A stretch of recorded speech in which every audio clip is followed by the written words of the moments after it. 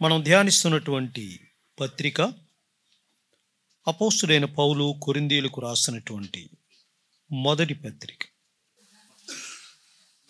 కొరింథీయులకు రాసిన మొదటి పత్రిక 3వ అధ్యాయం మొదటి వచనాన్ని నేను చదువుతాను, దయచేసి గమనించండి. 3వ అధ్యాయం మొదటి వచన భాగం. సహోదరులారా, ఆత్మ సంబంధులైన మనుషులతో మాట్లాడినట్లు నేను మీతో మాట్లాడలేకపోతుని. శరీర సంబంధులైన మనుషులే అనియు క్రీస్తునందు పసిబిడ్డలే అనియు మీతో మాట్లాడవలసి వచ్చాను. చాలా ప్రార్థన. కృపగలిగిన మా ప్రియ ప్రభువా, మా క్రియల ద్వారా కాకుండా కేవలం మీ ఉచితమైన కృపజోదార మమ్మల్ని రక్షించి, రక్షింపబడిన మేమందరము నిర్ణయింపబడినటువంటి క్రియలు జరిగించాలని మీరు ఆశిస్తున్నారు. దానికి కావలసినటువంటి శక్తి మీ ద్వారానే ప్రసాదించబడుతుంది. ఇంతవరకు మీ దాసులు నేర్పించిన దివ్యమైన సందేశాన్ని బట్టి వందనాలు. మహిమ నుండి అధిక మహిమకు మేము ముందుకు సాగడానికి, అలాగే ప్రభువా మా జీవితాల్లో దీనత్వాన్ని కలిగి ముందుకు సాగడానికి మీరిచ్చిన వాక్యమును బట్టి వందనాలు. ఇంకొక అల్పుడు మీ పక్షంగా నిలబడి ఉంటుండగా నన్ను మరుగుపరచండి, మిమ్మల్ని మీరు రగుపరుచుకోనండి. మీ కుమారుడైన క్రీస్తు యేసు ప్రభువుని మా మధ్య హెచ్చించమని, మమ్మల్ని తగ్గించమని మీ దయగలిగిన సహాయం కొరకు భయముతో ఎదురు చూస్తూ క్రీస్తు యేసు ప్రభు వారి పవిత్ర నామమున స్తోత్రం చెల్లించి వేడుకొనుచున్నాము తండ్రి, ఆమేన్. క్లుప్తంగా మనం ధ్యానించినటువంటి విషయాలు సింహావలోకన చేసుకున్న తర్వాత ఇప్పుడు ధ్యానించవలసిన విషయానికి మనం వెళదాం. ఈ పత్రిక ఏ పత్రిక? దిద్దుబాటు పత్రిక. ప్రథమార్థంలో ఏ దిద్దుబాటు కనబడుతుంది? ప్రవర్తన సంబంధమైన దిద్దుబాటు. ద్వితీయార్థంలో ఏ దిద్దుబాటు కనబడుతుంది? 11 నుంచి అభ్యాస సంబంధమైన దిద్దుబాటు. ఈ రెండూ కూడా మన జీవితాలకు అవసరం. ఇవి రెండూ ఒక నాణానికి ఇరువైపులా ఉన్నటువంటి ముద్రల్లాంటివి. వీటిని మనం కలిగి ఉండాలి. ఇక దేవుని యొక్క వాక్యంలో 3వ అధ్యాయంలో కొరింథీయుల యొక్క పటాన్ని మనం ధ్యానిస్తున్నాం. వారు ఏ సంబంధులుగా కనబడుతున్నారు? శరీర సంబంధులుగా కనపడుతున్నారు. ఈ శరీరం అనేది వారి మీద ఎలాంటి విష ప్రభావం చూపించింది? ఎన్ని విధాలుగా? నంబర్ 1, ఎలాగూ ఎదగకుండా చేసింది. రెండోది విభజనలు చేసింది. మూడోది అపవిత్రులుగా చేసింది. ఈ 3 పరిస్థితులను దిద్దడానికి అపోస్తలుడైన పౌలు 3 పటముల ద్వారా వారికి బోధిస్తున్నాడు. నంబర్ 1, మొట్టమొదటి పటం ఏంటి? తోట లేక వ్యవసాయం. రెండవదిగా చూసినట్లయితే మరొక పటం కట్టడం, ఐక్యతను సూచిస్తుంది. మూడవది దేవాలయం, పవిత్రతను సూచిస్తుంది. ఇంతవరకు పవిత్రతను గురించిన సంగతులు మనం ధ్యానం చేశాం. మొదటి పటంలో మనం పాఠాలు చూస్తున్నాం. మొదటి పటంలో అనగా తోట అనేది రెండింటికి సంకేతం అని చెప్పుకున్నాం. మొదటి దేనికి? సౌందర్యానికి సంకేతం. సౌందర్యానికి ప్రసంగి జ్ఞాని అయిన సొలొమోను సుందరమైనటువంటి తోటలను ఏర్పాటు చేసుకున్నాడు తన జీవితంలో సౌందర్యం కొరకు. కాబట్టి సౌందర్యం, ఎలాంటి సౌందర్యం మనం కలిగి ఉండాలనేది 4 సంగతులు చెప్పాను. ఇవి మాత్రం మీరే చెప్పాలి. నంబర్ 1, ఏ సౌందర్యం? థ్యాంక్ యూ, ఎక్కువ మంది చెప్పారు. వస్త్ర సౌందర్యం. రెండవది పెదవుల సౌందర్యం. మూడవది పాదముల సౌందర్యం. నాలుగవది ముఖ సౌందర్యం అనేది. మోషే ముఖం ఎందుకు ప్రకాశించిందో దేవుని వాక్యంలో చూసాం. దానియేలు, షడ్రకు, మెషెక్కు, అబేద్నెగోల యొక్క ముఖం ఎందుకు ప్రకాశించిందో చూడగలిగాం. స్టెఫనీ యొక్క ముఖం ప్రకాశవంతం కావడానికి గల కారణాలు దేవుని యొక్క వాక్యంలో అన్వేషణ చేయగలిగాం. ఇవి మనం ధ్యానించిన విషయాలు. ఇప్పుడు తోట అనేది మరొక దానికి సంకేతం అని చెప్పుకున్నాం. దేనికి సంకేతం? ఫలమునకు సంకేతం. ఫలం. తోట వేసి తోట ఫలమును పొందని వాడు ఎవడు అన్నాడు. ఫలం ఫలమును సూచిస్తుంది. దేవుని యొక్క వాక్యంలో ఫలం 5 సూచిస్తుందని చెప్పుకున్నాం. అయితే మొదటిది మనం ఇప్పుడు జ్ఞాపకం చేసుకోవాలి. ఫలం అనేది దేనికి సూచన అంటే దాచబడిన జీవానికి సూచన. ఇప్పుడు అది ధ్యానం చేయబోతున్నాం. యెషయా గ్రంథం చూడండి, చదువుతారా? యెషయా గ్రంథం 37వ అధ్యాయం 31వ వచన భాగంలో ఇలా వ్రాయబడి ఉంది. ఇది ఇప్పుడు మన ధ్యానాంశం. మూలవాక్యాన్ని మనం చూసాము, ఇప్పుడు ధ్యాన వాక్యాన్ని మనం చదువుకుందాం. యెషయా గ్రంథం 37వ అధ్యాయం, యూదా వంశములో శేషము ఇంకను కిందికి వేరు తన్ని. ఫలము యొక్క ఉద్దేశం ఏంటి? ఫలం అనగా జీవం ఉంటుంది. జీవం ఉన్నట్లయితే కిందికి వేరు తన్నుతుంది, మీదికి ఎదిగి ఫలిస్తుంది. ఈ సంగతులు మనం ఇప్పుడు ధ్యానం చేయాలి. ఫలము అనేది చూసినట్లయితే దాచబడిన జీవానికి బాహ్యమైన పిలుపు. దాచబడిన జీవం. మనమందరం కూడా ప్రభువుని నమ్ముకున్నాం, కుమారుని యందు విశ్వాసం ఉంచాం. యోహాను రాసిన మొదటి పత్రిక 5వ అధ్యాయం 13వ వచన భాగ ప్రకారం మనమందరము కూడా ఏ జీవాన్ని పొందాం? యేసు ప్రభు యొక్క జీవాన్ని పొందాం. అది నిత్య జీవం. యేసు క్రీస్తు ప్రభువు అంటే జీవం. మరి ఎంతో వివరంగా చెప్పారు, చాలా సంతోషమైంది, నా జీవితానికి ఆశీర్వాదమైంది. ఇక వేరే చెప్పనక్కర్లేదు. అలా అయితే దీనిని మనము జీవము కలిగిన వారం, దేవుని యొక్క జీవాన్ని కలిగిన వారం. మనము జీవము కలిగి ఉన్నట్లయితే జీవుల యొక్క లక్షణాలను మనం ప్రదర్శించాలి. ఇది నేను చెప్పేటటువంటి అంశం, జీవుల యొక్క లక్షణాలు. నంబర్ 1, 3 కోణాల్లో ఈ సంగతి మన మధ్యకు తీసుకురావాలని కోరుతున్నాను. నంబర్ 1, జీవాన్ని పొందాలి. ఇది ఒకటి, పొందని వారు పొందాలి. రెండవది, పొందినటువంటి మనం సమృద్ధిగా కలిగి ఉండాలి. అంతంత మాత్రపు జీవం కాదు, సమృద్ధి అయిన జీవాన్ని కలిగి ఉండాలి. నంబర్ 3, మూడవదిగా చూసినట్లయితే సజీవుల యొక్క లక్షణాలను కనుపరచాలి. ఈ 3 కోణాల్లో ఈ సంగతిని మనం ధ్యానం చేద్దాం. మొదటిది, జీవాన్ని పొందాలి. మనం పొందిన వారమే. ఒకవేళ ఈ కూడికలో ఎవరైనా జీవం పొందకపోయినట్లయితే పొందాలి. ప్రతి మానవుడు కూడా ఎవరు? Born dead. ప్రతి వ్యక్తి, ఎవరైనా ఏ కులమైనా, ఏ గోత్రమైనా, ఏ జాతి అయినా, అందరూ కూడా చచ్చిన వారే.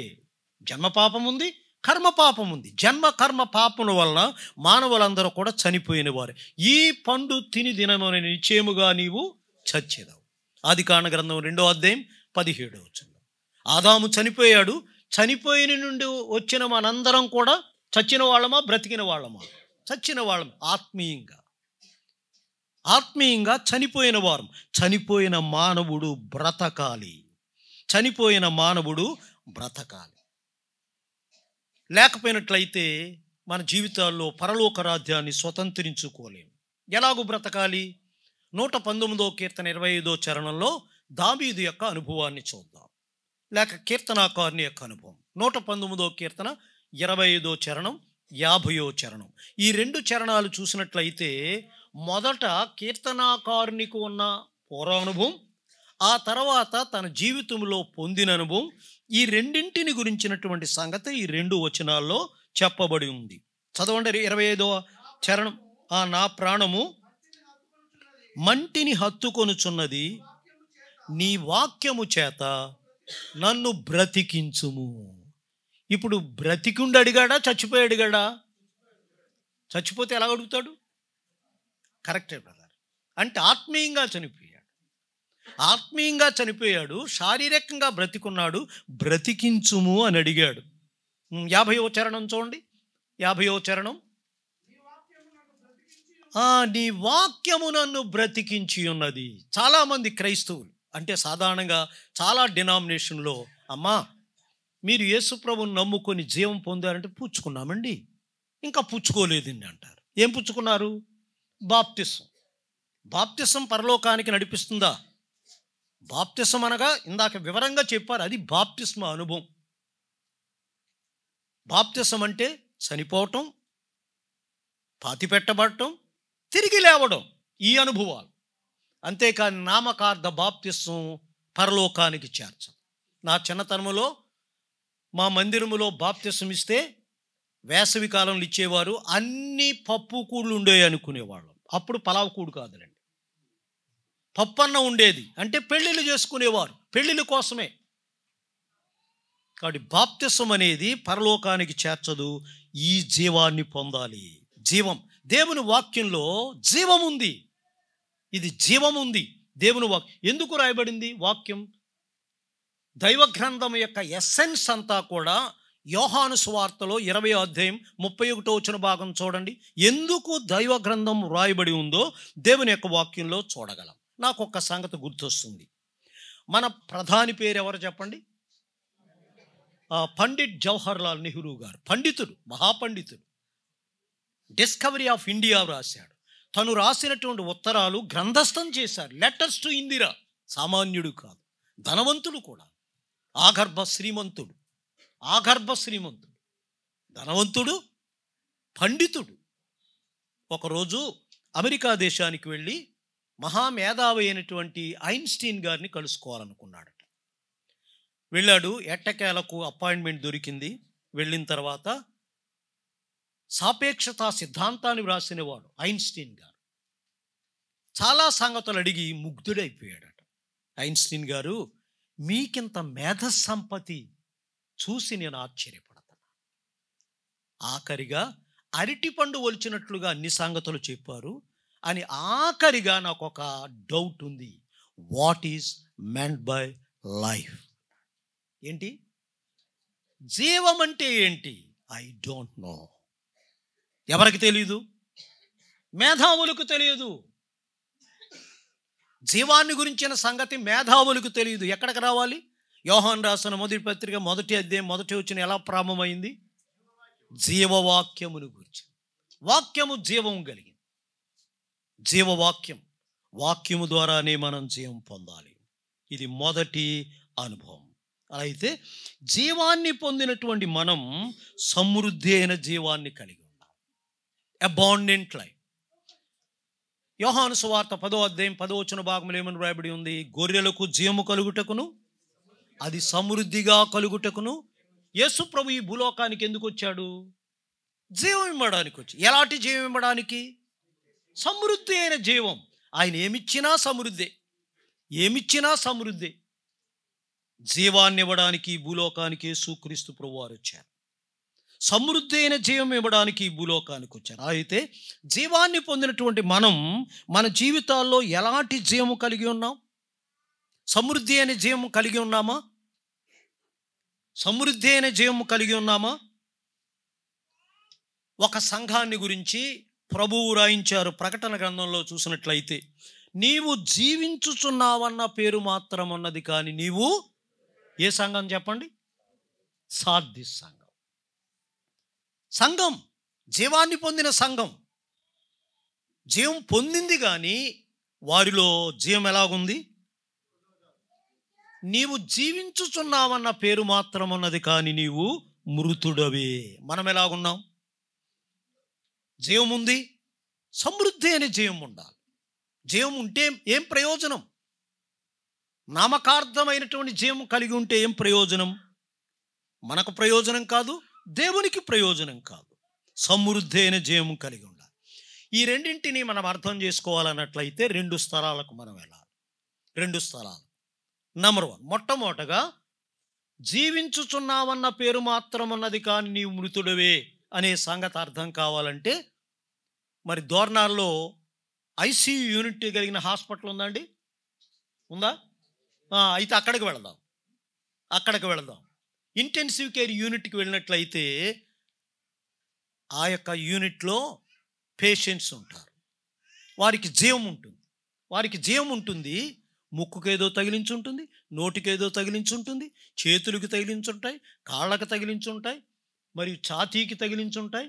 కొందరు చూడలేరు, కొందరు వినలేరు, కొందరు మాట్లాడలేరు, కొందరు కదలలేరు. బయట ఉంటారు వారు బంధువులు, ఏమండి మా అబ్బాయి కదులుతున్నాడా అంట. ఎలాగున్నారండి? డాక్టర్ గారు రాగానే, అయ్యగారు ఎలాగున్నారు? వారికి జీవం ఉంది, ఆందోళన ఎందుకు? జీవం ఉందా కదా, బ్రతికే ఉన్నారు. కానీ ఎలాంటి జీవం వారికి? ఎలాంటి జీవం? పేరుకు మాత్రమే. సరిపోద్దా? సంతోషమా? తల్లిదండ్రులకు సంతోషమా? ఇంటి వారికి సంతోషమా? నా కొడుకు బ్రతికున్నాడు, నా భర్త బ్రతికున్నాడు, నా భార్య బ్రతికుంది, ఇంటెన్సివ్ కేర్లో చాలు అనుకునేవారు ఉన్నారా? ఏం ప్రయోజనం? మనం జీవం పొందాం, దేవుని బిడ్డలం, దేవుని జీవం మనలో ఉంది. సమృద్ధిగా ఉండాలి. మన కాళ్ళు, మన చేతులు, మన కన్నులు, మన ముక్కు, మన చెవులు, మన సమస్తం కూడా దేవునికి ఉపయోగించాలి. దేవునికి ఉపయోగించాలి. మనల్ని రక్షించాడు, విమోచించాడు, తన బిడ్డగా చేసుకున్నాడు, తన జీవాన్ని మనకిచ్చాడు. మనము దేవుని కొరకు మన అవయవములను ఉపయోగించాలి. నీతి సాధనములుగా ఉపయోగించాలి. నీతి సాధనములుగా అప్పగించుకోవాలి, ఉపయోగించాలి. అప్పుడే ప్రభువు సంతోషిస్తాడు. అలాగైతే ఇక సమృద్ధి అయిన జీవం చూడాలి అన్నట్లయితే ఎక్కడికి వెళ్ళాలి? ఒలింపిక్ స్టేడియానికి వెళ్ళాలి. ఒలింపిక్ స్టేడియానికి వెళ్ళినట్లయితే ఒలింపిక్ స్టేడియంలో ఎలాంటి వారు ఉంటారు చెప్పండి? ఎగురుతూ ఉంటారు, దుముకుతూ ఉంటారు, గంతులు వేస్తూ ఉంటారు. చెంగున వారిని చూస్తున్నట్లయితే ఒళ్ళు గొగురు పొడుస్తుంది. అంతేకాని బాబోయ్ నడుము లాగుతుంది బాబోయ్ అంటారా? లేదు.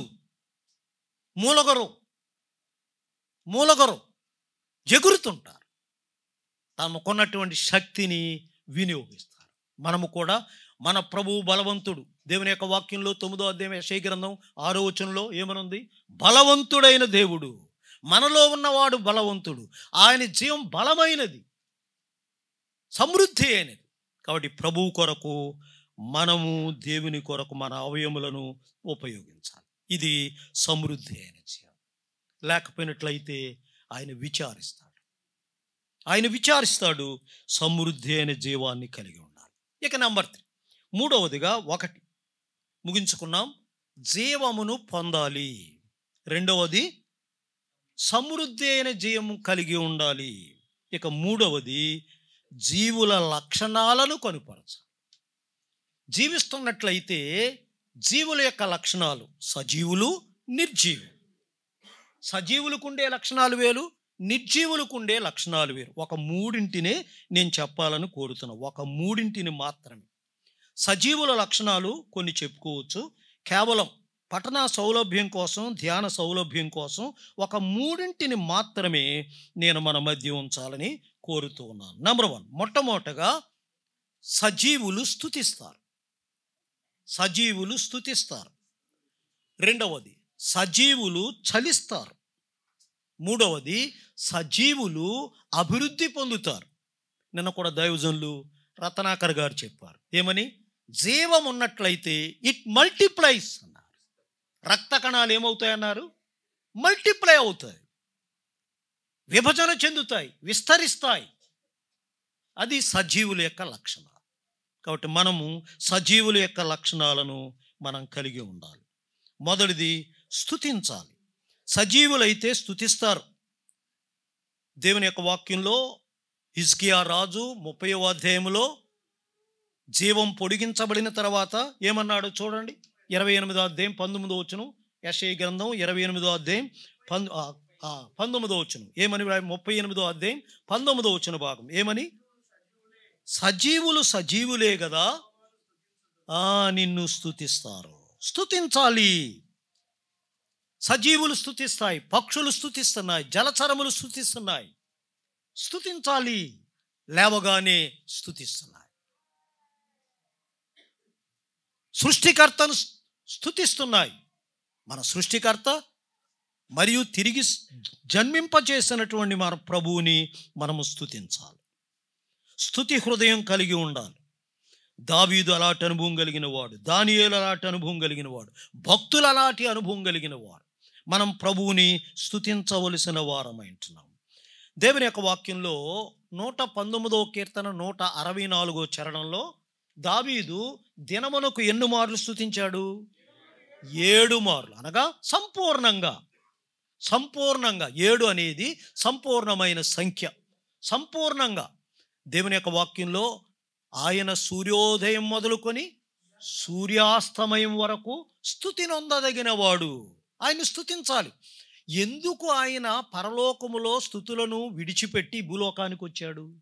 పరలోకములో దేవదూతలు, కెరూబులు, సెరాపులు 2 రెక్కలతో తమ ముఖమును కప్పుకొనుచు, 2 రెక్కలతో తమ కాళ్ళను కప్పుకొనుచు, మరి 2 రెక్కలతో గాన ప్రతిగానములు చేస్తున్న ప్రభు ఈ భూలోకానికి ఎందుకు వచ్చాడు? మనల్ని విమోచించి స్తుతించబడ్డానికి వచ్చాడు ఈ భూలోకం. మనము స్తుతించాలి, దేవుని స్తుతించాలి, దావీదు స్తుతించినట్లుగా స్తుతించాలి. దేవుని యొక్క వాక్యంలో ఉంది, ఎక్కువ వచనాలు చెప్పను. ఇశ్రాయేలు చేయి స్తోత్రముల మీద నేను ఆసీనుడనే. మన స్తోత్రముల మీద ఆసీనుడు కావాలని కోరుతున్నాడు. ఆయన స్తుతించబడాలని కోరుతున్నాడు. విమోచించిన మనం ఆ ప్రభువుని స్తుతించాలి. దానియేలు అనుభవం చూడండి. క్లిష్ట పరిస్థితుల్లో కూడా రాజు శాసనము చేసిన 6వ అధ్యాయం 10వ వచన భాగంలో రాజు శాసనము చేసిన ఏం చేశాడు? రాజు దగ్గర తప్ప ఎవరి యొద్ద మనవి చేయకూడదనే శాసనము చేసినా కానీ ఎప్పటి వలె యెరూషలేము వైపునటువంటి కిటికీలు తెరిచి ముమ్మారు ప్రార్థిస్తూ స్తుతించాడు. మనం ప్రభువుని స్తుతించవలసిన వారు. స్తుతి అనేటువంటిది మనము స్తుతించాలి. ఈ సందర్భంగా ఒక 3 మాటలు నేను జ్ఞాపకం చేయాలని కోరుతున్నాను. 3 సంగతులు. 1, పాటలతో స్తుతించాలి. 2వది ఇచ్చి స్తుతించాలి. 3వది జీవితము ద్వారా స్తుతించాలి. పాటల ద్వారా స్తుతించాలి, అది ప్రభువు కోరుకునేది. పాటలంటే ఆయనకి ఇష్టం. 2వది ఇచ్చి స్తుతించాలి. 3వది జీవితాల ద్వారా స్తుతించాలి. 69వ కీర్తన చూడండి, 30-31 వచనాల్లో 30వ వచనంలో ఇలా వ్రాయబడింది, కీర్తనలతో నేను ఆయన నామాన్ని ఘనపరచుదును. కీర్తనలతో దావీదు అరణ్యంలో గొర్రెలను కాచుకుంటూ తన చేత ఉన్నటువంటి వాయిద్యాన్ని తీసుకొని తను గానము చేసే మధుర గాయకుడు అని దేవుని యొక్క వాక్యంలో ఉంది. మనము పాడి ప్రభువును స్తుతించాలి. అది ఎలాంటిది? ఆయనకి ఎద్దు కంటెను, కొమ్ములను రెక్కలగల కోడి కంటెను ప్రీతికరము యెహోవా. ఆయనకు చాలా ఇష్టం, పాటలంటే ఇష్టం, పాడాలి. కోనరాగం తీయని కుర్రోడు ఉండడు అన్నారు. కోనరాగం తీయని వాడు, పాడని వారు ఉండరు. పాటలంటే ఇష్టపడని వారు ఉండరు. పాటలంటే ఆయనకి ఇష్టం. కాబట్టి పాడి ప్రభువుని స్తుతించాలి. సాధారణంగా పాటలకు అంత విలువ ఇవ్వని సంగతులు కూడా లేకపోలేదు. పాటలంటే ఎలా ఉన్నాయి చెప్పండి? ఇంకో 2 పాటలు పాడి, ఇంకా ప్రారంభించలేదు కదా, ఇంకా రాలేదు కదా, ఇంకో 2 అంటే టు ఫిల్ ది గ్యాప్. సాధారణంగా పెండెల్లో అధ్యక్షులు ఉంటారు. ఏమంటారు చెప్పండి? ప్రార్థన చేస్తారు, పాటలు పాడతారు, బైబిల్ పఠనం చేస్తారు, వాక్యం వస్తుంది. అప్పుడు ఏమంటారు? ఇప్పుడు ప్రాముఖ్యమైన విషయానికి వచ్చాం. ఏది ప్రాముఖ్యం?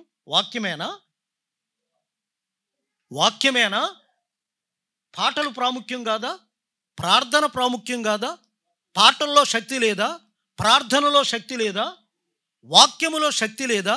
ప్రసంగములోనైనా శక్తి?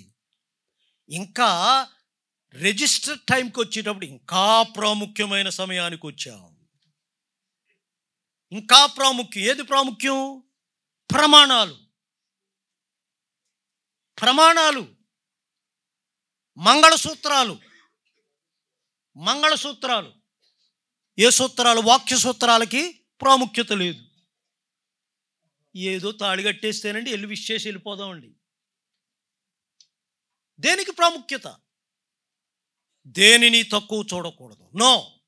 అలా అయితే దేవుని మందిరానికి వస్తున్నప్పుడు, ఆరాధనకు వస్తున్నప్పుడు ఎప్పుడు వస్తున్నాం మనం? ప్రార్థన చేస్తారు, పాటలు పాడతారు, అయినా రారు. తర్వాత ఆరాధన తలంపులు ఇస్తారు, రెట్టి ఇచ్చేటప్పుడు నాకు కూడా ఇవ్వాలండి. ఇవ్వకూడదు. నో. ప్రారంభ ప్రార్థన మొదలుకొని ఆఖరి వరకు ఉండాలి. ప్రతిదీ ప్రాముఖ్యమే. ఆరాధనగా పాటలు ఆరాధనలో భాగమే, పాటల ఆరాధనలో భాగమే, స్తుతుల ఆరాధనలో భాగమే, తలంపుల ఆరాధనలో భాగమే, రెట్టే పాత్ర ఆరాధనలో భాగం. దేనిని చులకనగా చూడకూడదు. పాడి ప్రభువుని స్తుతించాలి. పాడి sang the gospel, మూడి preached the gospel అన్నాడు. శాంకి పాడితే ఆత్మలు కదిలి వచ్చేయని, మూడి ప్రసంగిస్తే పాటల్లో కూడా శక్తి ఉంది. ఉదాహరణకి అపోస్తుల కార్యగ్రంథం 16వ అధ్యాయంలో పౌలు శీలలు చాలా దెబ్బల చేత కొట్టబడి, రక్తములు కారుతూ, కాళ్ళు బిగించబడి ఉన్నారు. వారు పాడుతూ ఏం చేశారు? ప్రార్థించారు. ఎలాంటి అద్భుతం జరిగింది? There is power in the songs. కాబట్టి శక్తి ఉంది పాటల్లో, శక్తి ఉంది పాటల్లో, శక్తి ఉంది. పాడి స్తుతించాలి. 40వ కీర్తనలో కీర్తనాకారుడు అన్నాడు, జిగటగల దొంగ ఊబిలో నుండి, నాశనకరమైన గుంటలో నుండి ఆయన నన్ను పైకెత్తాడు. తనకు స్తోత్ర రూపమగు క్రొత్త గీతమును విమోచింపబడిన వారు పాడాలి. వారి పాటలు దేవునికి ఇష్టం. ఇక త్వరగా ముందుకు వెళ్ళిపోదాం. ఇక ఇచ్చి ప్రభువుని స్తుతించాలి. సామెతల గ్రంథం 3వ అధ్యాయం 9వ వచనంలో ఏముంది? నీ ఆస్తిలో భాగమిచ్చి ప్రభువుని స్తుతించాలి. నీ ఆస్తిలో భాగమిచ్చి ప్రభువుని స్తుతించాలి. ఇచ్చి స్తుతించాలి. మనం ఇచ్చి స్తుతించినట్లయితే ప్రభువు ఆయన సంతోషిస్తాడు. ఏమి లేక ఆయనకి ఇవ్వాలి? వెండి ఆయనది, బంగారం ఆయనది, 1000 కొండల మీది పశువులు ఆయనవే. కానీ హృదయం ఇచ్చిన వారు స్తుతియాగ ద్రవ్యము సమర్పించాలి. కాబట్టి మనము ప్రభువుకి ఇవ్వాలి, లేక కాదు, కానీ ఇచ్చి ప్రభువుని స్తుతించాలి అన్నాడు. మీరు ఇచ్చి శోధించండి, ఆకాశవాక్యండ నిప్పి పట్టజాలనంత విస్తారమైన దేవుడు. కేవలం శారీరక దీవెనలే కాదు, ఆత్మ సంబంధమైన దీవెనలు అంటే మనకేముంటుంది చెప్పండి?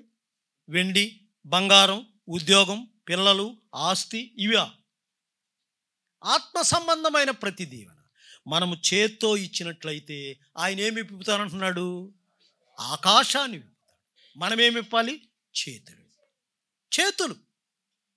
మనం చేతులు విప్పాలి. వినండి, పెండిళ్ళు చేసుకుంటారు, వీడియోకి, ఇతర విషయాలకి, భోజనాలకి ఎన్ని ఖర్చు చేస్తారు చెప్పండి? ఎన్ని వేలు లక్షలు ఖర్చు చేస్తారు. పాస్టర్ గారికి ఎంత ఇవ్వాలంటారండి? పాస్టర్ గారికి ఎంత ఇవ్వాలి అంటే, వివాహం చేసిన సేవకునికి ఎంత ఇవ్వాలి? బేరమాడతారు. దీనికి బేరమాడరు.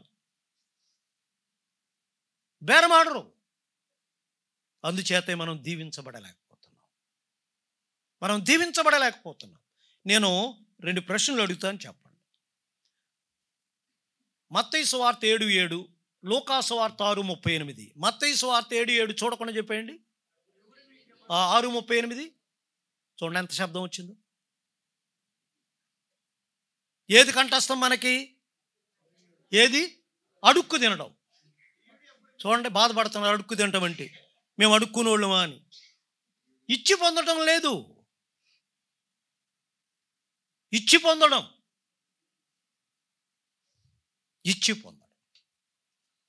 మనం అబద్ధాలు కూడా పాడతాం. అబద్ధాలు ఆడరంట, కానీ విశ్వాసులు అబద్ధాలు పాడతారంట. నా వెండి కనకంబు నా మదిని గై కొనుము, ఆవంతైనాను ఆశింపమదిలోన. అంటే వెండి బంగారము ఎంత ఆశించను? ఆవగింజంతైనా. చెవులకి ఎంత ఉంది? మెడలో ఎంత ఉంది? చేతులకి ఎంత ఉంది? ఇంట్లో ఎంత ఉంది? బ్యాంకులో లాకర్స్లో ఎంత ఉంది? అబద్ధం కాదా? అబద్ధం పాడుతున్నాం. అబద్ధం పాడుతున్న భక్తుని అనుభవం అది. నీ అనుభవమా? నీ అనుభవమా? మన అనుభవాల్లో it's must be our personal experience. కాబట్టి దేవుని యొక్క వాక్యంలో పాడి ప్రభువుని స్తుతించాలి, ఇచ్చి ప్రభువుని స్తుతించాలి, మన జీవితాల ద్వారా ప్రభువుని స్తుతించాలి. సమూయేలు మొదటి గ్రంథం 2వ అధ్యాయం 30వ వచన భాగం చూడండి. 2వ అధ్యాయం 30వ వచన భాగంలో చూసినట్లయితే వ్రాయబడి ఉంది, నన్ను ఘనపరచువానిని నేను ఘనపరుస్తాను. దీని మీద నిలిచి మాట్లాడు. దేవుని యొక్క వాక్యంలో వినండి. మొర్దెకై ఘనపరిచాడు, దేవుడు దానియేలు ఘనపరిచాడు, దేవుడు ఘనపరిచాడు. ఇలాగూ దేవుని యొక్క వాక్యంలో చూసినట్లయితే ఘనపరిచిన వారిని దేవుడు ఘనపరిచాడు. మనం ఘనపరచాలి. ఘనపరిస్తే దేవుడు ఘనపరుస్తాడు. కాబట్టి దేవుని ఘనపరచాలి జీవితముల ద్వారా. లేకుంటే కలిగే నష్టం రెండింటిని చెప్పి ఇంకా ముందుకు వెళ్ళిపోదాం. రెండింటి దేవుని యొక్క వాక్యంలో మనము ఎలాగూ దేవుని ఘనపరచకపోయినట్లయితే ఇచ్చింది తీసేస్తాడు, సాల్తీనే తీసేయచ్చు. ఇచ్చింది తీసేస్తాడు, సాల్తీనే తీసేయచ్చు. దేవుని యొక్క వాక్యంలో చూడండి. యోనా గ్రంథం. నినివే పట్టణానికి వెళ్ళమంటే తార్షీషుకు పారిపోయాడు. ఎట్టకేలకు పట్టబడ్డాడు, పడవేయబడ్డాడు, కక్కబడ్డాడు, వెళ్ళాడు, ప్రకటించాడు. ఒక దిన ప్రయాణం. 120,000 మంది మారు మనసు పొందారు. దేవుడు కార్యాన్ని జరిగించాడు. యోనాకు మాత్రం సంతోషం లేదు. అలిసిపోయాడు, కాళ్ళు కాలుతున్నాయి, నెత్తి మాడిపోతుంది, ఎడారి. తానే పందిలి వేసుకుని కూర్చున్నాడు. కూర్చున్నప్పటికీ చల్లగా అనిపించింది. పైకి చూశాడు. ఏంటి చల్లగా ఉంది అనుకున్నాడు. పైన ఏముంది? సొర చెట్టు ఉంది. అక్కడ వ్రాయబడి ఉంది 4వ అధ్యాయంలో ఏమని? సంతోషించెను అని. 6వ వచనంలో సంతోషించెను. సంతోషించాడు. ఆ సంతోషం ఎంతకాలం ఉంది? ఎంతకాలం ఉంది? వెంటనే వేరును తొలిచి వేయించాడు. ఎండిపోయింది. తూర్పు గాలి వీచింది, వడగాలి వచ్చింది. ఏంటి జరిగిన కారణం? ఏం తప్పిదం చేశాడు? సంతోషించాడు కానీ దేవుని స్తుతించలేదు. ఇంకొక మాట కూడా చెప్పుకోవచ్చు. ఆత్మల సంపాదన తన జీవితంలో బాధ కలిగించింది, సంతోషాన్ని కలిగించాలి. మనకిచ్చిన దాన్ని బట్టి విజయ ఇచ్చాడా, ఉద్యోగం ఇచ్చాడా, ధనం ఇచ్చాడా, ధాన్యం ఇచ్చాడా, తలాంతులు ఇచ్చాడా, ఏదిచ్చాడో స్థానిక సంఘంలో మనకిచ్చిన దాన్ని బట్టి ప్రభువుని స్తుతించాలి, ప్రభువుని ఘనపరచాలి. లేకపోయినట్లయితే ఆయన ఏం చేస్తాడు? తీసేస్తాడు. యోనాకు తీసివేశాడు దేవుని యొక్క వాక్యంలో. ఇక అంతేకాదు, మనల్నే తీసివేయవచ్చు. ఉదాహరణ, లూకాసు వార్త 12వ అధ్యాయంలో ధనవంతునికి బాగా పంట పండింది. కొట్లు విస్తరించి కట్టాడు, నిండా కూర్చుకున్నాడు. ఏమన్నాడు? అనేక సంవత్సరములకు ఆస్తి సంపాదించాను, నా ప్రాణమా తినుము త్రాగుము. సుఖించుమన్నాడా, స్తుతించుమన్నాడా? ఏం మిస్టేక్ చేశాడు? స్తుతించుమనలేదు, సుఖించుమన్నాడు. ఈరోజు కూడా సుఖిస్తున్నాం, స్తుతించాలి. ఏమన్నాడు? ధనవంతునితో దేవుడు అన్నాడు, ఏమన్నాడు? వెర్రివాడా అన్నాడు. వెర్రివాడ అంటే తెలుగులో వెర్రివాడ అని ఉంది, కానీ ఇంగ్లీష్లో ఏముంది? ఓ యు ఫూల్. వెర్రివాడంటే ఇప్పుడు ఎవరైనా మాట్లాడినవాడు, మోగవాడు, పాపం నీరసించిపోయిన వాడిని కొడుతున్నారు. ఎందుకండి ఎర్రోడు ఎందుకు కొడతారు అంటారు. అలాకంటే బుద్ధిహీను కొడితే ఏమంటారు? కొట్టాలి అంటారు. ఓ యు ఫూల్, నీ ప్రాణమును అడుగుచున్నారు. ఎన్ని సంవత్సరాలు తిన్నాడు? ఎన్ని సంవత్సరాలు? 3 సంవత్సరాలు. లేదు, వెంటనే. కాబట్టి మనం ప్రభువుని స్తుతించాలి, ప్రభువుని స్తుతించవలసిన వారు. లేకుంటే మనల్ని తీసివేయవచ్చు. ఇక చలిస్తారు, సజీవులు చలిస్తాయి చలిస్తాయి. కాబట్టి దేవుని యొక్క వాక్యంలో చూసినట్లయితే, దేవుని యొక్క వాక్యంలో యోహాను సువార్త 10వ అధ్యాయం 9వ వచన భాగంలో వ్రాయబడి ఉంది. ఏమని వ్రాయబడి ఉంది? లోపలికి పోవచ్చు, బయటికి వచ్చుచు, మేత మేయుచు ఉందురు. కనీసం ఈ 2 చలనాలు మన జీవితాల్లో ఉండాలి. పక్షులు మరియు జలచరములు, భూమృగములు చలిస్తాయి. జీవము కలిగినవి కాబట్టి చలిస్తాయి. ఉదాహరణకి పులసలు సముద్రంలో ఉంటాయి, వాటిని ఇలస అంటారు. ఈ ఇలస బ్రీడింగ్ సీజన్లో గుడ్లు పెట్టే దశలో సముద్రం నుంచి ఎక్కడికి వస్తుంది? నదిలోనికి వస్తుంది. మేము గోదావరి ప్రాంతం, మాకు తెలుసు. నదిలోనికి వస్తుంది. చూసారా? అది చలిస్తుంది. సైబీరియాలో ఉన్న కొంగలు ఎక్కడికి వస్తున్నాయి? కొల్లేరుకు వస్తున్నాయి. వేల కిలోమీటర్లు ప్రయాణం చేసి. ఎందుకోసం? ఆశ్రయం కోసం, ఆహారం కోసం. మనం కూడా ఆశ్రయం కోసం మరియు ఆహారం కోసం చలించాలి, చలనం కలిగి ఉండాలి. మరియు కాలమునెరిగి చలిస్తాయి. They know the season. కాలమునెరిగి. ఏంటి చెప్పండి? అది కోకిల. ఎప్పుడు వస్తుంది? వసంతకాలం. కాలమునెరుగును. మనం శంకుబుడి కొంగ, తెల్లగువ్వ, మంగళ కత్తిపిట్ట, తల కానమును ఎరుగును, నా ప్రజలకు తెలివి. కాలమునెరిగి చలించాలి. ఎప్పుడు ఎక్కడ ఉండాలి? ఆహారం కోసం, ఆశ్రయం కోసం మనము చలించవలసిన వారు. 2 సంగతులు ఈ సందర్భంగా దేవుని వాక్యంలో క్లుప్తంగా గుర్తు చేసుకుందాం. 1, సహవాసం కొరకు లోనికి పోవాలి. 2, సువార్త ప్రకటించడానికి బయటికి పోవాలి. ఈ 2 వివరించను. దేవుని యొక్క వాక్యంలో చూసినట్లయితే మనము సహవాసానికి పిలువబడ్డాము. ఎందుకు? చూడండి, కొరింథీయులకు రాసిన మొదటి పత్రిక 1వ అధ్యాయం 9వ వచన భాగంలో వ్రాయబడింది, కుమారుని సహవాసం. దేవునితో సహవాసం చేయడానికి లోనకు రావాలి. దేవుని పిల్లలతో సహవాసం చేయడానికి లోనకు రావాలి. యోహాను రాసిన మొదటి పత్రిక 1వ అధ్యాయం 3వ వచనంలో మన సహవాసం దేవునితో, కుమారుడైన క్రీస్తు యేసు ప్రభువారితో, దేవుని పిల్లలతో. ఇది సహవాసం. మనం సహవాసంగా చేరి రావాలి. హెబ్రీయులకు రాసిన పత్రిక 10వ అధ్యాయం 24వ వచనంలో చూసినట్లయితే, రాకడ సమీపించుచున్న కొలది మరి ఎక్కువగా కూడుకొనుచు అలాగూ చేయుడి. ఉదాహరణకి స్థానిక సంఘంలో ఒకవేళ 3 నియామక కూడికలు ఉన్నాయనుకోండి. దేవుని రాకడ సమీపిస్తుంది కాబట్టి నియామక కూడికలు ఎక్కువ కావాలి. అంతే కదా? ఎక్కువ కావాలా, తక్కువ కావాలా? ఆదిమ సంఘంలో ఎన్ని కూడికలు ఉండేవి? 8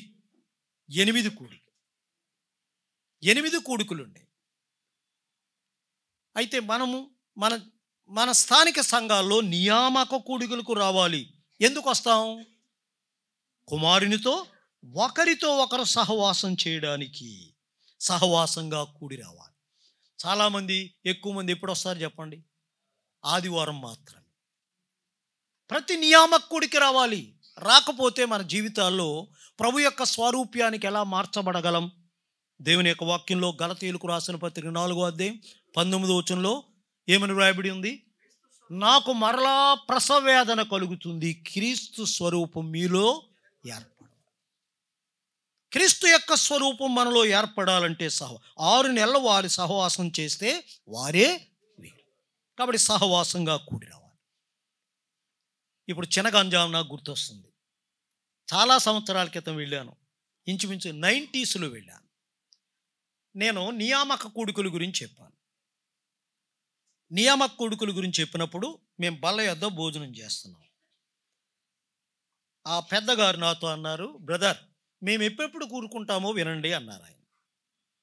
ఆయన అన్నారు, సోమవారం, మంగళవారం, బుధవారం, గురువారం, శుక్రవారం, శనివారం, ఆదివారం. ఏ రోజులేదు చెప్పండి? నేను బడాయిగా 4 సార్లు కూడుకుంటామన్నాను. నేను 4 సార్లు అన్నాను. ఆయన పని పాటలకు వెళ్ళి ఇంటికి వచ్చేసి స్నానం చేసి ఒక అర్ధ గంట దేవుని సన్నిధిలో గడిపాడు. What a good model it is. నాకు ఎప్పటికీ ఆ మాట తలంచుకుంటే మా స్థానిక సంఘానికి వచ్చి చెప్పాను. మనం ఎన్నిసార్లు కూడుకోగలుగుతున్నాం? You have to love the fellowship. దేవుని సహవాసాన్ని కోరుకోవాలి. ప్రభువుతో సహవాసం, ప్రభు పిల్లలతో సహవాసం. హెబ్రీయులకు రాసిన పత్రిక 4వ అధ్యాయంలో 2వ వచన భాగంలో ఏముంది చెప్పండి? 4వ అధ్యాయం 2వ వచన భాగంలో ఏముంది? వారికి ప్రకటించబడినట్లు మీకును ప్రకటించబడిను గాని వినిన వారితో విశ్వాసం గలవారై కలిసి. లోకంతో కాదు, ప్రభు బిడ్డలతో, ప్రభువుతో కలిసి ఉన్నారు. లేకున్నట్లయితే విన్న వాక్యం నిష్ప్రయోజనమవుతుంది.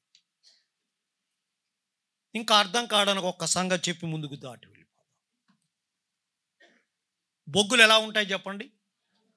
ఈయన ఎక్కడో ఫారెన్ నుంచి వచ్చినట్టున్నాడు, బొగ్గు తెలియదు అనుకుంటున్నారు. బొగ్గు నల్లగా ఉంటుంది. ఈ నల్లటి బొగ్గులు కొలిములో వేసి అగ్నిలో రాజబెట్టినట్లయితే ఈ నల్లటి బొగ్గులు ఎలా మారతాయి? దేని రంగు వచ్చాయి? ఎర్రటి రంగు, అగ్ని రంగు. ఒక బొగ్గును తీసి వేరే పెట్టండి, కొన్ని నిమిషాలు ఉంచండి, ఏ రంగులోకి వచ్చేస్తుంది? సహవాసంలో ఉంటేనే, దేవునితో, దేవుని బిడ్డలతో, వాక్యంతో, ప్రార్థనలో సహవాసం. ఈ సహవాసం అనేది ఆయన రూపానికి సమరూపంగా మారుతుంది. ఇక బయటకు వెళ్ళాలి. లోనికి రావాలి, చలించాలి, బయటకు వెళ్ళాలి. ఎందుకోసం? సువార్త చెప్పడానికి. లోనికి రాకుండా శక్తిని పొందలేం. బయటికి వెళ్ళాలంటే మార్కు సువార్త 16వ అధ్యాయం 16వ వచనంలో చూసినట్లయితే ఏమని రాయబడింది? సర్వలోకమునికి వెళ్ళి సర్వ సృష్టికి సువార్త ప్రకటించండి. దేవుని రాకడ సమీపమవుతుంది, మనం సువార్త ప్రకటించాలి. 1793వ సంవత్సరంలో విలియం కేరీ గారు భారతదేశానికి వచ్చి త్యాగంతో కలకత్తా వీధులలో ఏం పని చేసుకునేవాడు? ఏం పని చేసుకుంటూ సువార్త చెప్పాడు? చెప్పులు కుట్టుకుంటూ. ఓ రోజు సభలో, మేధావుల సభలో ఉన్నప్పుడు హేళన చేశారంట. He is a shoe maker. ఆయన అన్నారట, I'm not a shoe maker but I'm a cobbler. Shoe maker అంటే కొత్త చెప్పులు కుట్టేవాడు, కాబ్లర్ అంటే పాత చెప్పులు బాగు చేసుకునేవాడు. చూసారా? మనం ఏ పని చేశాం, వారి త్యాగం, తపన. సువార్త ప్రకటించాలి. 1807వ సంవత్సరంలో చూసినట్లయితే మోరిసన్ దొరగారు చైనా దేశానికి వెళ్ళారు. చైనా, రుమేనియా, బల్గేరియా కమ్యూనిస్ట్ దేశాలు, కంచుకోటలు కూలిపోయాయి. నాస్తిక దేశం, ఆస్తిక దేశాలు అయిపోయాయి. What a marvellous thing it is. సువార్తలో శక్తి ఉంది. కాబట్టి మనం సువార్త ప్రకటించాలి. 1813వ సంవత్సరంలో దేవుని యొక్క వాక్యంలో మాత్రమే కాదు, ఇలాంటి రుజువులు చాలా మనం చూడగలం. జడ్సన్ గారు బర్మా దేశానికి వెళ్ళారు, బర్మాలో సువార్త ప్రకటించారు.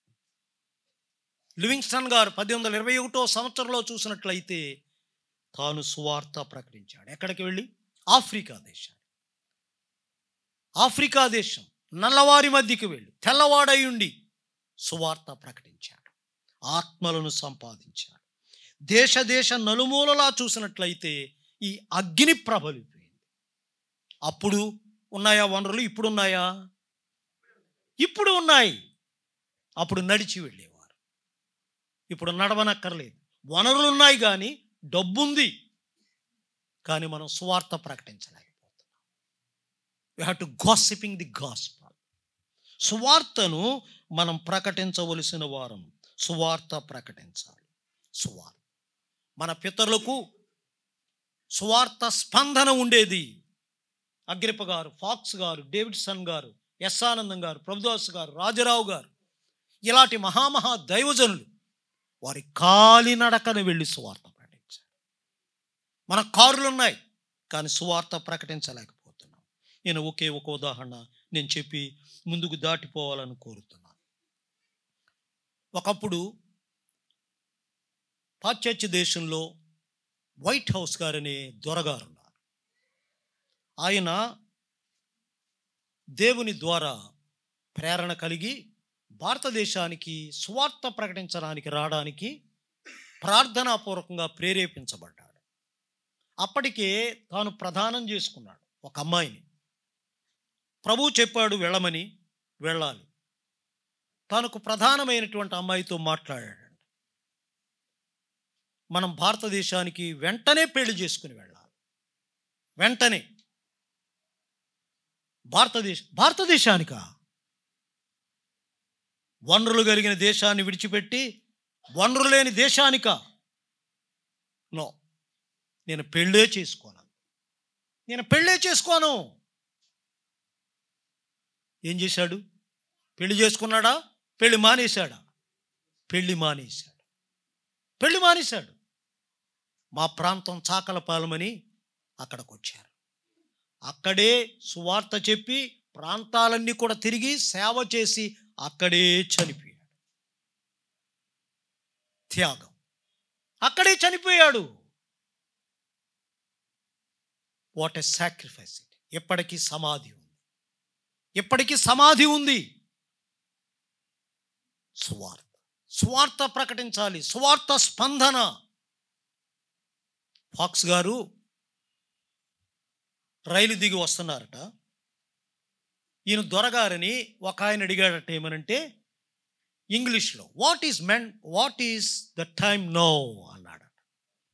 వెంటనే దొరగారు, this is the just time for you to accept Jesus Christ as your personal saviour. ఇలా చూశాడు. టైం అడిగితే ఏం చెప్పాడు? ఇదే మిక్కిలి అనుకూలమైన సమయం, ఇదే రక్షణ. చూసారు వారి స్పందన?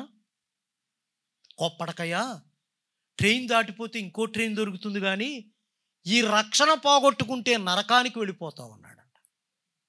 చూడ, what a zeal they have. Agrippa గారు హాస్పిటల్కి వెళ్ళారంట. వెళితే డాక్టర్ గారు పరీక్ష చేశారట. అంట డాక్టర్ గారు, ఏమయ్యా నీ గుండె లబ్డబ్ అని కొట్టుకోవట్లేదు, ఏం కొట్టుకుంటుందంటే గో స్పెల్ అని కొట్టుకుంటుంది. అంటే గోస్పల్ అంటే ఏంటి? సువార్త అంటే వ్యంగ్యంగా. కాబట్టి మనలో ఈ స్పందన, మన కోసం ప్రాణం పెట్టిన ప్రభువు కోసం సువార్త ప్రకటించాలి. సువార్తను ప్రకటించడానికి నేను సిగ్గుపడని వానిని కాదు. ప్రకటించాలి. You have to preach the gospel. ఎక్కడైనా మనం తింటున్నాం బాగా. ఈరోజు చూడండి ఎంత తిన్నాం? 3 కడుపు నిండా తినేసాం. తిన్నోళ్ళు ఎంతమంది ఉన్నారు? నార్త్ ఇండియాలో, ఇతర ప్రాంతాల్లో లేదు, ఆహారం లేదు. వారి వెళ్ళాలి, ప్రకటించాలి. యువకులు లేవాలి, ప్రకటించాలి. ఇక్కడే కాదు, ఎరగని ప్రాంతాలు సువార్త స్పందన అనేది కావాలి. ఇక ఆఖరి మాట చెప్పి నేను ముగిస్తాను. దేవుని యొక్క వాక్యంలో రోమీయులకు రాసిన పత్రిక 15వ అధ్యాయం 19 పూర్ణముగా ప్రకటించాను. ఇక 1, జీవాన్ని పొందాలి, సమృద్ధి అయిన జీవాన్ని కలిగి ఉండాలి. తర్వాత 3వది సజీవుల లక్షణాలు కలిగి ఉండాలి. సజీవుల లక్షణాలు ఎన్ని? 1, స్తుతిస్తాయి, చలిస్తాయి. 2 రకాల చలనాలు, లోనికి పోవచ్చు, బయటికి వచ్చుచు. ఇక ఆఖరిగా 3వది ఎదగాలి. సజీవులు ఎదుగుతాయి, ఎదుగుదల ఉంటుంది. వీరు ఎదగకుండా ఉన్నారు. సజీవులైతే ఎదగాలి. ఈ స్టాండ్ ఉంది, ఈ బల్ల ఉంది. ఎప్పుడు చేశారు? ఎన్ని సంవత్సరాలు అయిందో ఎదుగుతుందా? ఎదగదు. ఎంచేత నిర్జీవి. మనం ఎదగాలి. దేవుని యొక్క వాక్యంలో కొరింథీయులకు మాత్రమే కాకుండా ఇంకొక పత్రికలో కూడా ఇంకా పాలు తాగవలసిన వారే కానీ బలమైన ఆహారం తినవలసిన వారు కాదు అన్నాడు. ఎవరితో చెప్పండి? హెబ్రీ. Thank you. వారు కూడా అలాగే ఉన్నారు. మనం మరి ఎదగాలి, ఎదగాలి. నేను దేవుని యొక్క వాక్యంలో కొన్ని సంగతులు చెప్పాలని ఉంది, కానీ నేను చెప్పాలని కోరట్లేదు. ఎఫెసీయులకు రాసిన పత్రిక 4:15లో అన్ని విషయములలో ఎదగాలి. ఎన్ని విషయం? ప్రేమలో ఎదగాలి, జ్ఞానములో ఎదగాలి, విశ్వాసంలో ఎదగాలి, ఇచ్చుట అన్ని విషయములలో ఎదగాలి. కానీ ఒకే ఒక సంగతి నేను ముగిస్తాను. విశ్వాసములో ఎదగాలి. ఈ మొక్క మాటే జ్ఞాపకం చేస్తాను. యేసు ప్రభువారి యొక్క శిష్యులు లూకాసు వార్త 17వ అధ్యాయం 5వ వచనంలో ఏమని ప్రార్థిస్తున్నారు చెప్పండి అపోస్తలులు? మా విశ్వాసమును అభివృద్ధి. చూసారా? మనం మన ప్రార్థనలు రికార్డ్ చేస్తే ఎలా ఉంటాయి చెప్పండి? ప్రభువా, నా కొడుకుని దీవించండి, నా కోళ్ళని దీవించండి, ఆస్తి ఇవ్వండి, ఉద్యోగం ఇవ్వండి, విద్య ఇవ్వండి ప్రభువా, ఇవే రికార్డ్ చేయండి. ఎప్పుడైనా నా విశ్వాసాన్ని అభివృద్ధిపరచు, నా బిడ్డల యొక్క విశ్వాసాన్ని అభివృద్ధిపరచు ప్రభువా అని ప్రార్థించామా? దేవుని యొక్క వాక్యంలో వ్రాయబడి ఉంది. లూకాసు వార్త 18వ అధ్యాయం 8వ వచన భాగంలో, నేను వచ్చే రాకడకు విశ్వాసముండుట కనుగొందునా. విశ్వాసం, విశ్వాసం. మత్తయి సువార్త 23:23లో ప్రధానమైనవి 3 ఉన్నాయి ధర్మశాస్త్రంలో: కనికరం, న్యాయము, విశ్వాసం. ప్రధానమైనది. మనము దీనిలో అభివృద్ధి పొందాలి. నేను ఒకే ఒక సోదరి యొక్క మాదిరిని మన మధ్య వివరించకుండా ఉంచి నేను ముగించాలనుకో. యోహాను సువార్త 11వ అధ్యాయం. యోహాను సువార్త 11వ అధ్యాయం. మార్తా మరియ కుటుంబం కనబడుతుంది. తన సోదరుడు చనిపోయాడు. 11వ అధ్యాయం 21వ వచనంలో చూసినట్లయితే యేసు ప్రభువారు రాగానే ఏమంది చెప్పండి? మార్తా, ప్రభువా, నీవిక్కడ ఉన్నట్లయితే నా సోదరుడు చనిపోయి ఉండేవాడు కాదు. ప్రారంభములో తనకున్న విశ్వాసం ఏంటి చెప్పండి? లిమిటెడ్ ఫెయిత్, పరిమితమైనటువంటి విశ్వాసం. ఎక్కడుంటే బ్రతికుండేవాడు, అక్కడున్నా కాబట్టి ఏమైపోయాడు? అక్కడుంటే బ్రతికించలేడా? ఎక్కడున్నా బ్రతికిస్తాడు. Omnipresence, omnipotence, omniscience. పరిమితమైన విశ్వాసం, పరిమితమైన విశ్వాసం. 11వ అధ్యాయం 24వ వచనంలో నీ సోదరుడు లేస్తాడు అని అనగానే ఏమంది మరి మార్త చెప్పండి? పునరుత్థానములో లేస్తాడు. ఫండమెంటల్ ఫెయిత్, ప్రాథమికమైన విశ్వాసం. ఇంక్రీజ్, కొంచెం పెరిగి తర్వాత తన జీవితంలో చూసినట్లయితే, తన జీవితంలో 25వ వచనంలో అదే అధ్యాయంలో చూసినట్లయితే, మార్తా, నీవు నమ్ముచున్నావా? నమ్ముచున్నా. Unlimited faith. 4 దినములై సమాధిలో ఉంది. సమాధిలో ఉన్నాడు లాజరు, లేచి వచ్చాడు. విశ్వాసం. Our faith must increase. మన విశ్వాసం పెరగాలి. విశ్వాసం పెరగాలి. విశ్వాసము ద్వారా రక్షింపబడ్డాం. విశ్వాసము ద్వారా జీవించాలి. విశ్వాసము ద్వారా దేవుని కార్యాలు చేయాలి. విశ్వాసము ద్వారా ఏం చేయాలి? చనిపోవాలి.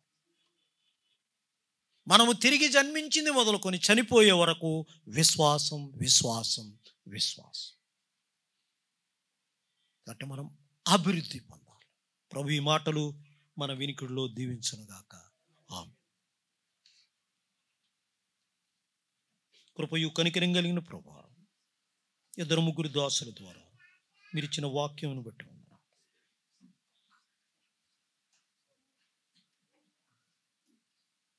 మధ్యాహ్న కాల కూడు కొరకు సిద్ధం చేయండి. విత్తబడిన వాక్యం మా హృదయాల్లో ఫలింపచేయండి. త్వరగా ఈ భూలోకానికి రాబోతున్న క్రీస్తు యేసు ప్రభువారి పవిత్ర నామం స్తోత్రం చెల్లించి వేడుకొనుచున్నాము తండ్రి.